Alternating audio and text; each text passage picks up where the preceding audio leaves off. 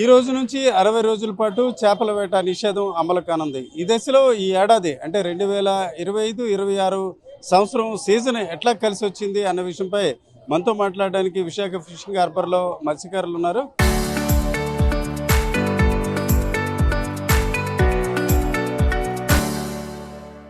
చెప్పండి సార్, అంటే every year మీకు జరుగుతుంటుంది చేపల వేట నిషేధం ఇట్లాగా, కానీ ఈ ఏడాది ఈ సీజన్ ఎలా వచ్చి జరిగినట్టు అనుకుంటున్నారు?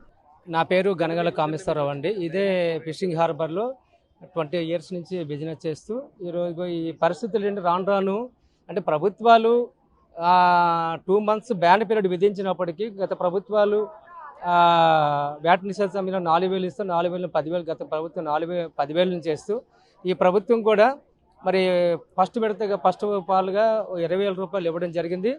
కానీ వేట అనేది ఏదైతే ఫ్యాక్టరీలు వదిలిన వ్యర్థాల వలన ఈరోజు చాలా వరకు మత్స్య సంపదని తగ్గిందని చెప్పుకోవాలి. ఈ బ్యాన్ పీరియడ్ అనేది 20,000 రూపాయలు అనేది ఆశాజనకంగా ఉంది, అసనీయమే. కానీ ఫుల్ ప్లెడ్జ్డ్గా మత్స్యకారునికి ఏదైతే ఈ 2 నెలలు బ్యాన్ పీరియడ్ 61 రోజు బ్యాన్ పీరియడ్ ప్రభుత్వం విధించినప్పుడు కూడా ఈ బ్యాన్ పీరియడ్లో కూడా ఏదైతే ప్రభుత్వం మాట చెప్తుంది, ప్రభుత్వం ఏం చెప్తుందంటే అంటే ఒక రేషన్ కార్డుకి ఒక పర్సన్ మాత్రమే ఎలిజిబుల్ అని చెప్తుంది. అది కరెక్ట్ కాదు. ఎందుకంటే ప్రతి మత్స్యకారుడు అనేవాడు 20 ఇయర్స్ నుంచి వేరే ఇది లేక వేట చేస్తాడు. తండ్రి వేట చేసి కొడుకు కూడా వేట చేస్తాడు కాబట్టి.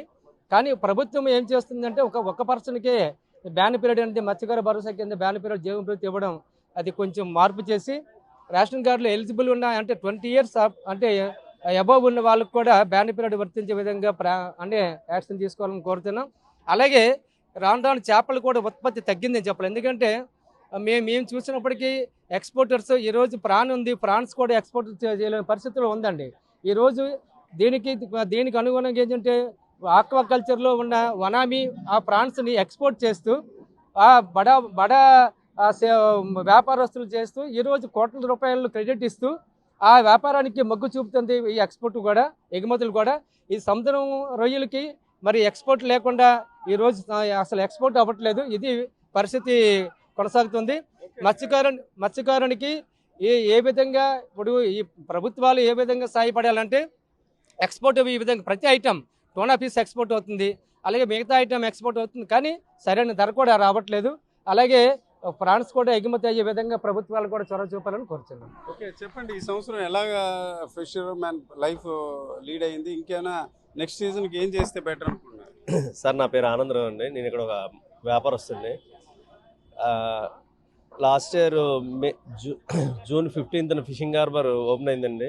మత్స్యకారులందరూ ఎంతో ఆనందంతో మా జీవితాలు చాలా బాగుంటాయనే ఉద్దేశంతో బోట్లు కొనసాగించడం జరిగింది. కానీ ఈ సంవత్సరం ఏదైతే బోటు ఓనర్లు ఎక్స్పెక్ట్ చేసి వాళ్ళు వస్తుంది అనుకున్నారో అనుకున్న ఆశాజనకంగా అయితే ఫిషింగ్ లేని రాలేదండి. ఈ సంవత్సరం చాలా రకాల చేపలు తగ్గిపోయి బోట్ ఓనర్లు కూడా మ్యాక్సిమం 70% లాస్లోనే ఉన్నారండి. ఇప్పటికీ కూడా ఆల్రెడీ 95% బోట్లన్నీ బంద్ అయిపోయి ఇంకా 5% మాత్రం ఉన్నాయి. కానీ మన కంపెనీల నుంచి వేరే దగ్గర నుంచి వచ్చిన వ్యర్థాల వల్ల, కాలుష్యం వల్ల చాలా రకాల చేపలు అయితే అంతరించిపోయాయి. అందులోని ముఖ్యంగా కానాగడతలని, కవ్వళ్ళని, నెక్స్ట్ రిబ్బన్ ఫిష్, రొయ్యలు, కల్లొడుగులు, పిల్లొడుగులు, నెక్స్ట్ బ్రౌను, వైటు, ఇలా రకరకాల బ్లాక్ పాంప్లెట్ లేదు, వైట్ పాంప్లెట్ లేదు, నెక్స్ట్ కోనం లేదు, వంజరం లేదు, ఇలాగ చాలా రకాల చేపలు అయితే అంతరించిపోయాయండి. అంతరించిపోవడం అంటే మరి మాకు కనిపించకపోతే మేము అంతరించిపోయాయి అనే మాట్లాడతాం. అలాగే రెగ్యులర్గా కొన్ని 100 టన్నులు తెచ్చే మిక్సర్ సరుకులు కూడా లేవండి. అంటే గులిమిందలు కానీ, కల్లడుగులు, కానాగడతలు, ఇంకా చాలా రకాల చేపలు ఉంటాయి. అంటే మీరు ఇలాగ సడన్గా చెప్పలేకపోతుంటాం మేము. అలాగే చాలా రకాల చేపలు లేక బోటు ఓనర్ అయితే చాలా ఇబ్బందులు పడ్డారు. ప్రతి సంవత్సరం బోటు ఓపెనింగ్ అవ్వగానే రొయ్యలు అయితే అత్యధికంగా పడతాయి. ఆ రొయ్యలు కూడా లేవు. సీజనల్గా వచ్చే రిబ్బన్ ఫిష్ లేదు, కటల్ ఫిష్ లేదు, ఆక్టోబస్ లేదు. లాస్ట్ మూమెంట్లో వచ్చే స్క్విడ్ కూడా ఏదో నామమాత్రంగా వచ్చింది. దీని అందరికీ కారణం ఏంటంటే ఫ్యాక్టరీస్ నుంచి, అలాగే మళ్ళీ బయట నుంచి వచ్చే వ్యర్థాలు, కాలుష్యాలు డైరెక్ట్గా ఫిషింగ్ హార్బర్లో సముద్రంలో వదలడం వల్ల మత్స్య సంపద అంతరించిపోతుందండి. ఎందుకంటే ప్రతి ఒక్క చేప పుట్టుక అనేది సముద్రం ఒడ్డునే జరుగుతుంది. ఈ కాలుష్యం వల్ల, వ్యర్థాల వల్ల, కెమికల్స్ వల్ల ఆ పుట్టుక అంతరించిపోతుంది. దానివల్ల కొద్ది రోజులకి చేపలు పడేవి అని చదువుకోవాల్సిన పరిస్థితి వస్తుందేమో భయంగా ఉంది. ఈ సీజన్ ఎట్లా ఉంది? నెక్స్ట్ ఓవరాల్గా ఫిషింగ్ బిజినెస్ అంటే మత్స్యకారుల చేపల వేట ఏ రేపు సాగుతుంది? మత్స్యకారులు చేపల వేట అంటే మేము చెప్పాలంటే ప్రభుత్వాలు మత్స్యకారుల్ని వంచిస్తున్నారని చెప్పాలి సార్. ఎందుకంటే కోస్టల్ గార్డెన్ అని చెప్పి, పోర్ట్ నిర్మాణం అని చెప్పి చాలా వరకు మత్స్యకారుల దగ్గర నుంచి ఆస్తులు కానీ, వాళ్ళు జీవనోపాధి చేస్తున్న బోట్లు వలలు లాక్కొని వాళ్ళకి ఏదో 10 ఉద్యోగాలు ఇచ్చి కొంతమందిని మళ్ళించి ఆ ఉద్యోగం చేయలేక వాళ్ళు చాలామంది తాగి నేనుపోయిన అలవాట్లకి గురైపోవడం జరుగుతుంది. శాశ్వత పరిష్కారం మత్స్యకారులుగా చూపించట్లేదు. తీర ప్రాంతాన్ని ఆనుకొని కెమికల్ ఫ్యాక్టరీస్ అని చాలా కలుషితమైన ఫ్యాక్టరీలకు లైసెన్సులు ఇచ్చేసి దాని నుంచి వెలువడుతున్న వ్యర్థాల ద్వారా సముద్రంలో ఉత్పత్తి అవుతున్న ఒకప్పుడు సంపదకి ఇప్పటికి 80% సంపద లేకుండా పోయింది. మత్స్యకారుడు ఎంత వేట చేద్దామని కూడా సంపద దొరకట్లేదు. డీజిల్ రేట్లు పెరుగుతూ ఉన్నాయి. ఒక బోటుకి 4 టన్నులు వేస్తే 4 లక్షలు డీజిల్ అవుతుంది. 2 లక్షల మెటీరియల్ కూడా తెచ్చుకోలేకపోతున్నారు. అంత దయనీయ పరిస్థితి ఉంది. ఈ ఒకప్పుడు స్టేట్ విడిపోయేటప్పుడు ఆంధ్రప్రదేశ్ విభజన జరిగినప్పుడు శ్రీకృష్ణ కమిటీ వేసినప్పుడు తీర ప్రాంతాన్ని మొత్తం సర్వే చేసి శ్రీకృష్ణ కమిటీ కూడా మత్స్యకారులకి జీవనోపాధి కోల్పోయినప్పుడు రేపు మత్స్యకారులు ఏదైనా విపత్తు ద్వారా కాలం చేసినా కూడా అలాంటి మత్స్యకారుడికి తీర ప్రాంతాన్ని అనుకున్న ఫ్యామిలీకి ఎకరమో 2 ఎకరాలు అనుకున్న పొలాలు అలాట్ చేయమని చెప్పి శ్రీకృష్ణ కమిటీ ఒక స్టేట్మెంట్ రాసినా కూడా దాన్ని ఏ ఒక్కరు కూడా మత్స్యకారు మినిస్టర్ కానీ, ఎమ్మెల్యేలు కానీ, మనుషులు నాయకులు కానీ విమర్శించలేదు, దానికి ప్రశ్నించలేదు.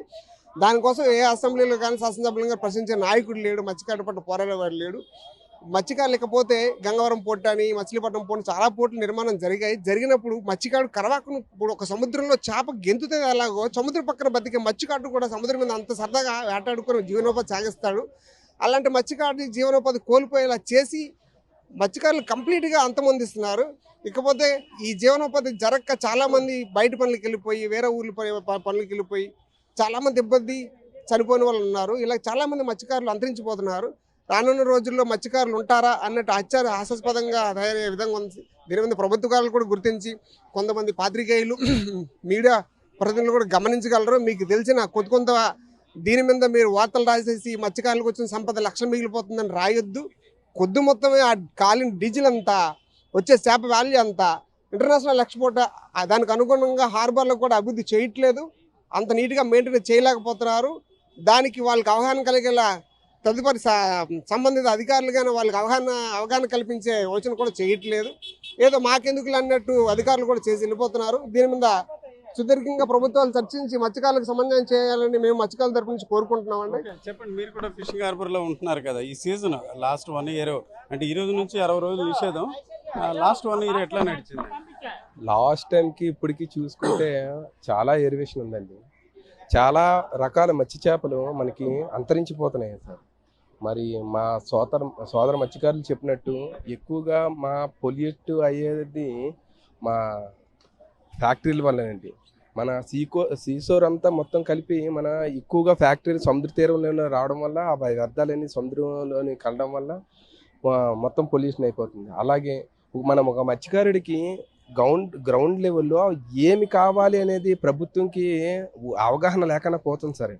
అంటే ఇక్కడ ఉన్న మత్స్యకారు నాయకులైన జేడీ గారు అయితేనేమి, మన జేడీ ఫిషరీస్ అయితేనేమి, వీళ్ళు మన మత్స్యకారుడికి ఏటి ఉపయోగపడుతుంది, ఏ విధంగా మత్స్యకారులకి ఫలానా పథకం ఇస్తే వాళ్ళకి లబ్ధి చేకూరుతుంది అనేది గ్రౌండ్ లెవెల్లోని ఒక కమిటీ లాగా వేసి మన ప్రభుత్వం నివేదిక ఇవ్వటం లేదు సార్. ఇప్పుడు ప్రభుత్వం ద్వారా వచ్చే రాయితీలన్నీ కూడా సరైన మత్స్యకారుడికి అయితే అందటం లేదండి, దళారుల చేతిలోకి వెళ్తున్నాయి. ఇది మాత్రం వాస్తవం. అదొకటి. ఇంకోటి ఏంటంటే మన విశాఖపట్నం ఫిషింగ్ హార్బర్ డిమానిటేషన్లోనే ఇన్ని వందల కోట్ల రూపాయలు అని అంటారు. కానీ ఇప్పటికొచ్చి ఇక్కడ బోటు ఓనర్కి కానీ వ్యాపారస్తుడికి కానీ సరైన షెల్టర్ ఉంటుందనే నమ్మకం కూడా మాకు ఇక్కడ లేదు సార్. ఇంకో విషయం ఏంటంటే ప్రభుత్వాలన్నీ ఒకటేగా చూడాలి, ఈ మత్స్యకారుని ఒక రైతులాగా గుర్తించాలని కోరుకుంటున్నామండి. రైతుకి మన దేశంలో ఎంత వాల్యూ ఉందో ఒక మత్స్యకారుడికి కూడా అంతే వాల్యూ ఉండాలని మేము కోరుకుంటున్నాం.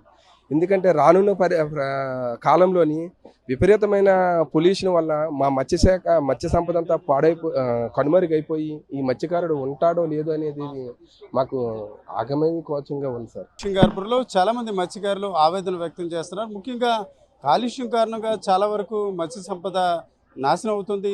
పాత తరం అంటే సాంప్రదాయ మత్స్యకారులు గతంలో చేపల వేట సాగించే చాలా రకాల స్పీషీస్ కూడా ఇప్పుడు లభించిన పరిస్థితి ఉంది. ఇక మరోవైపు చూసుకుంటే వేరు ప్రాంతాల్లో పోర్టుల నిర్మాణం వల్ల కూడా మత్స్యకారులు జీవనం కోల్పోతున్న దశలో ఏదైతే శ్రీకృష్ణ కమిషన్ మత్స్యకారులకు సమీపంలో ఉన్న భూములు వ్యవసాయం కోసం కేటాయించాలని ఒక ప్రతిపాదన చేసింది. ఆ ప్రతిపాదనను అమలు చేసే దిశలో ప్రభుత్వం అడుగులు వేయాలని ఇక్కడ మత్స్యకారులు కోరుతున్నారు. కెమెరా పర్సన్ తిరుపతితో Ramachandra, RTV, Visakha fishing harbour నుంచి.